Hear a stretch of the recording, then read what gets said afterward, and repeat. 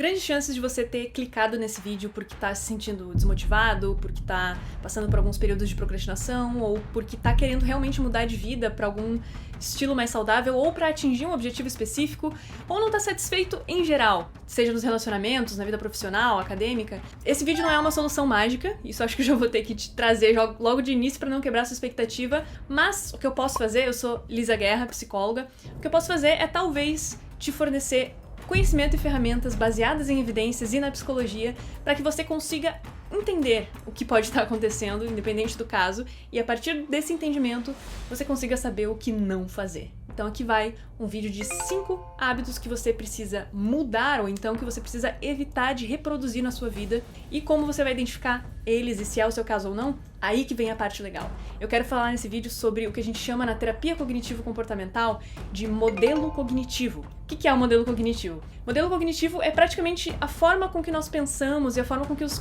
pensamentos automáticos que nós temos ao longo do dia influenciam no nosso comportamento, nos nossos relacionamentos, vida profissional. E esses pensamentos, geralmente, eles estão atrelados a crenças. Aí, o que é a crença em si? Desde pequeno, a gente tenta entender nós, o mundo ao redor e as nossas relações. E como a gente faz isso? Acumulando camadas de experiência, camadas de interação e pegando o que a gente observa ao redor para construir o conceito de alguma coisa. Assim como quando você está assistindo algo, um anime ou jogando algum jogo, aos poucos você vai sendo apresentado aos personagens, você vai sendo apresentado àquele mundo, a como as coisas funcionam e aí na história em geral. Na nossa vida é da mesma forma. Ou seja, as nossas experiências, desde quando nós éramos pequenos, vão criando camadas sedimentares de conhecimento que vão transformando a nossa visão de realidade, como se fosse uma lente de um óculos que cada um tem o seu grau, digamos assim. Afinal, eu passei por experiências diferentes das suas, que é diferente do seu vizinho, que é diferente da sua mãe, do seu pai, do seu tio, do seu avô. Então, todos nós fomos submetidos a ambientes e relações que nos deram camadas únicas de experiência que juntas formam o que a gente entende como mundo e como nós mesmos. E aí, ok, isso é um resumão assim corrido de o que seria um modelo cognitivo e como essas crenças geram pensamentos automáticos e esses pensamentos automáticos fazem com que a gente haja, ou melhor, reaja também às situações da forma com que a gente aprendeu, da forma com que a gente foi ensinado e da forma que a gente absorveu do mundo. Um exemplo que eu gosto muito de usar aqui, se você acompanha os vídeos você já escutou, é de uma criança que está submetida a um ambiente onde ela é constantemente instigada a pensar que é burra, incapaz, ou que não tem a capacidade de realizar alguma tarefa sozinha. Então ela vai criando essas camadas sedimentares com que os outros, as suas figuras referências, vão falando para ela, e isso vai formando a visão de mundo. Logo, quando ela cresce um pouquinho mais e precisa fazer uma prova, por exemplo, ela pode ter pensamentos automáticos, por causa daquela crença, pensamentos automáticos de sou burro, não vou conseguir, vou me ferrar, ou então todo mundo vai conseguir menos eu. Então são vários conjuntos de pensamento e isso funciona para várias áreas da nossa vida. Como, por exemplo, ela vai se relacionar com alguma pessoa e ela pensa, essa pessoa não vai me querer de volta, afinal, sou burro, sou incapaz. Então uma crença de desvalor, digamos assim, com base nas experiências de vida dela. E esses pensamentos automáticos que surgem fazem ela ter uma reação a eles, que são comportamentos. E esses comportamentos vão perpetuando a crença. Olha que loucura. E essas reações que os pensamentos automáticos nos fazem, que são os comportamentos, baseados em emoções e afins, muitas vezes eles podem estar levando a pessoa a repetir e perpetuar essa crença. Por quê?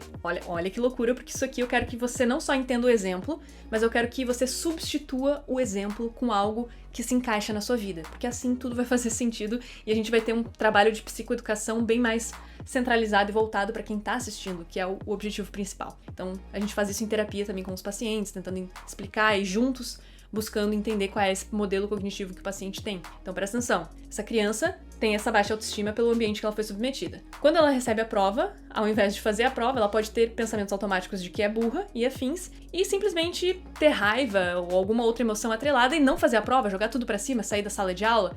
Ou então não responder nenhuma questão, afinal ela acha que vai errar. Ou então ela não estuda e procrastina o estudo justamente pelo fato de que ela acha que, de qualquer forma, ela não vai conseguir. Então, aquela crença modulou o pensamento automático que modulou os comportamentos daquela criança. Então, quando ela cresce e é mais adolescente, vai se relacionar com alguém, mas aí tem aquela dificuldade de aproximação, afinal sente que é incapaz, então ela não se aproxima. Por não se aproximar, reforça o fato de que ela acha que é insuficiente e incapaz.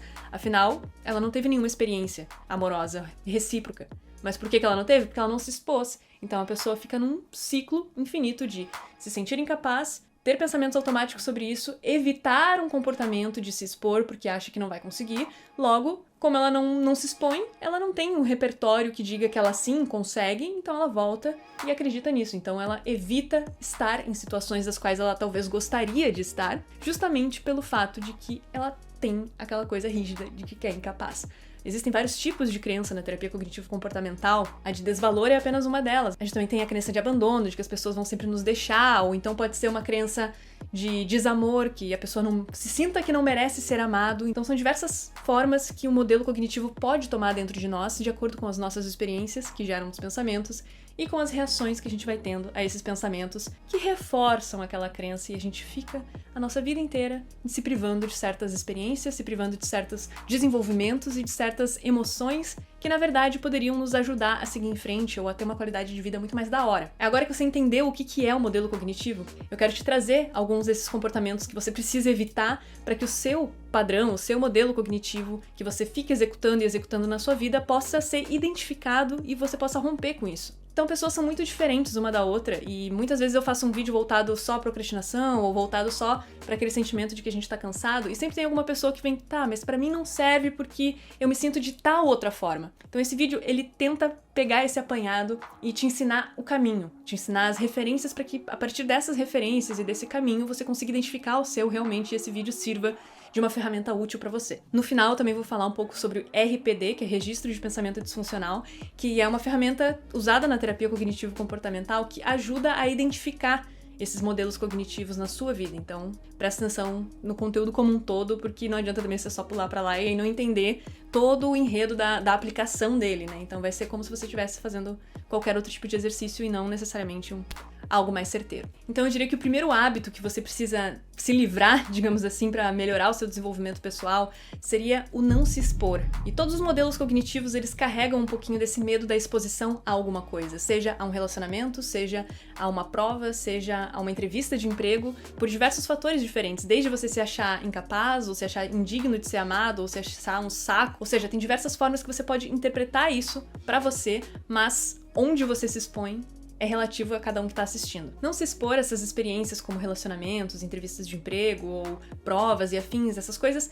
que são decisivas na nossa vida e que a gente precisa fazer, sabe? Aquilo que a gente fica com palpitação e muita gente acaba não indo, não fazendo ou não passando aquela cantada que tanto queria passar pra crush. Ou seja, não se expor faz você não ter um repertório comportamental. E não ter o repertório comportamental vai fazer você ficar preso naquele ciclo do modelo cognitivo, seja qual for a área do seu modelo cognitivo. Pacientes com níveis de ansiedade mais elevado, por exemplo, ou fobia, seja social, seja de algo específico, a gente faz o que a gente chama de terapia de exposição, que é gradualmente, aos poucos e com o auxílio de um profissional, expor o paciente àquele medo para que ele vá criando um repertório, ou seja, uma multidão pode parecer mega assustadora para quem tem fobia social, por exemplo, mas talvez dar bom dia pro porteiro não pareça tão assustador, então a gente começa treinando o bom dia pro porteiro. Depois a gente treina ir ao mercado quando tem um horário de pico, por exemplo, e assim por diante a gente vai gradualmente aumentando aquilo para que a pessoa pense, bom, tô indo no mercado, estou com muito medo, mas quando eu dei bom dia pro porteiro, por exemplo, deu tudo certo, nada de ruim me aconteceu. Tendo esse chão pra você pisar, esse repertório, é como se fossem escadinhas. O degrau anterior vai sempre te lembrar que não vai ter um perigo eminente necessariamente. Então é como se você pudesse olhar pra trás e ver coisas que te levaram até onde você pode chegar. É tipo quando você joga RPG e o personagem vai subindo de nível. Ele não pode ir do nível 1 direto pro nível 100, por exemplo. Mas ele pode ir do nível 1, 2, 3, 4, 5, 6 e assim por diante, é progressivo. E as habilidades dele só vão evoluir e ficar melhor com base nas anteriores. O próximo ponto que pode atravessar diversos modelos cognitivos é a procrastinação. Ela pode vir por diversos fatores diferentes, dependendo do seu padrão de comportamento. Mas ela pode ser desde o excesso de estímulos, como o TikTok, Reels, todas essas redes que vão te deixando saturado de coisas e de informação. A gente tem um vídeo sobre síndrome do PC Gamer, que é um termo bem popular que a galera tá usando pra quem tá com aquela ressaca de jogar jogos, que não tá conseguindo engajar nas tarefas, mas isso vale pro aspecto geral. Aí eu explico mais ou menos como funcionam as suas redes neurais e afins de uma maneira mais didática para não ficar chato e maçante, mas é basicamente esse princípio, e também pode ter a procrastinação relacionada a algo que você não quer realmente fazer. Por exemplo, se você tá com um parceiro ou uma parceira e essa pessoa quer muito ir na academia, mas você já não tá muito afim e vai só por aquela obrigação de não ficar para trás e aquela pressão de que você precisa ir também, às vezes você vai ficar procrastinando porque não é algo que você quer. Às vezes você queria estar, sei lá, correndo ou fazendo uma luta, ao invés de puxar ferro e afins. E vice-versa também é possível. Então a procrastinação ela pode vir de vários fatores diferentes. Ou até de traumas e afins. Tem um vídeo inteirinho sobre procrastinação e algumas técnicas, né, pra gente poder aplicar na nossa vida, que eu vou deixar aqui no card. Mas identificar o seu modelo cognitivo e perceber se a sua procrastinação vem de algo que na verdade você não queria estar fazendo e o que você pode fazer pra mudar isso, ou se a sua procrastinação vem de uma exaustão mental por estar realizando alguma outra tarefa que está tomando todo o espaço ali da sua circuitaria mental. Terceiro hábito para você ficar atento é a falta de exercício físico. E quando eu digo falta de exercício físico, por diversos fatores diferentes que ele é importante. Não só pela autoestima, porque afinal uma pessoa que se sente vulnerável ou incapaz naquele modelo cognitivo, tendo a autoestima que um exercício físico pode te proporcionar, ela pode ter mais coragem para se expor, para quebrar aquele ciclo de evitação do comportamento. Afinal, ela tá se sentindo pelo menos bem com ela mesma, então já é um caminho, já é um degrauzinho que você consegue passar mais pra frente. Mas o outro fator, que também é o que mais me encanta, é o fator da neuroplasticidade. Nosso cérebro é cheio de neurônios que vão se conectando e criando camadas e mais braços que vão se conectando a outras coisas e a outras memórias, formulando mais conhecimento e mais formas de conseguir pensar nas coisas.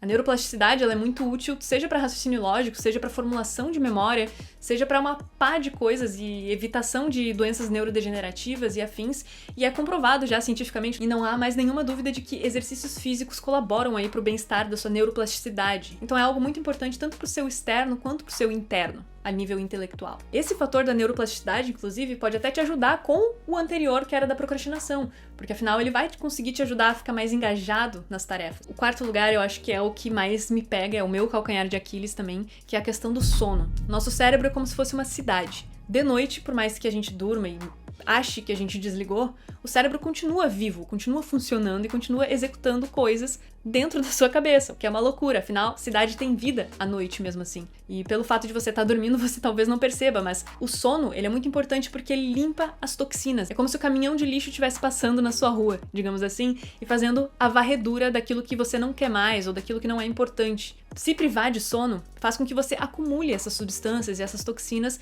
e ao longo dos dias isso vai te deixando cansado, você pode ficar com um cansaço crônico, uma fadiga decisória, pode ficar muito mais difícil se engajar em tarefas também e impacta na procrastinação, né? Então acho que o sono ele é um fator extremamente importante para você regular. Então o hábito de dormir mal, melhor dizendo, é um hábito que vai te deixar defasado, independente do seu modelo cognitivo. E nesse vídeo aqui, chamado Por que você tá sempre cansado, a gente fala um pouquinho também sobre a higiene do sono e a importância dela, de como ter um sono melhor e de maior qualidade. É do Matthew Walker a pesquisa e é bem bacana da gente acompanhar. O quinto fator, mas não menos importante, é evitar descansar da mesma forma que você ficou cansado. Ficou meio ambígua essa frase, mas eu vou explicar um pouquinho melhor.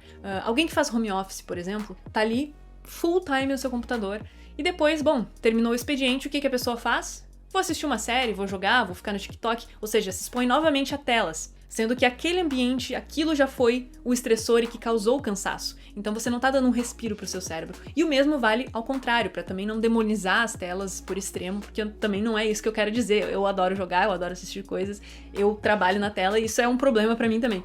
Mas o ponto aqui é, alguém que trabalha com algo mais braçal, algo mais cansativo fisicamente, pra descansar, faz total sentido sentar no sofá, deitar e assistir alguma coisa e não, sei lá, correr uma maratona pra você ficar relax, tipo, não combina, né? Aí o cansaço físico a gente entende, mas quando é o cansaço mental, aquela fadiga mental, a gente acaba deixando acumular. Então sim, as telas elas nos fazem ficar mais cansado, elas nos trazem essa exaustão e às vezes é difícil também engajar nas suas tarefas justamente porque você não tá descansado, afinal você acha que está descansando, mas você tá fazendo a mesma atividade que foi a que te cansou. Então, eu trabalho em home office, então, meu Deus, eu nunca mais vou poder assistir uma série. Não é isso. Mas quem sabe antes de assistir uma série, você não dá uma caminhada, espairece, senta um pouco na rua, pega um sol, e depois de assistir a série, talvez você consiga dar aquele respiro que o seu cérebro precisa, e você não fique sempre exausto, e essa exaustão não te leve sempre pro lado negativo das coisas e das situações. Tá, agora como prometido, vamos falar sobre o RPD,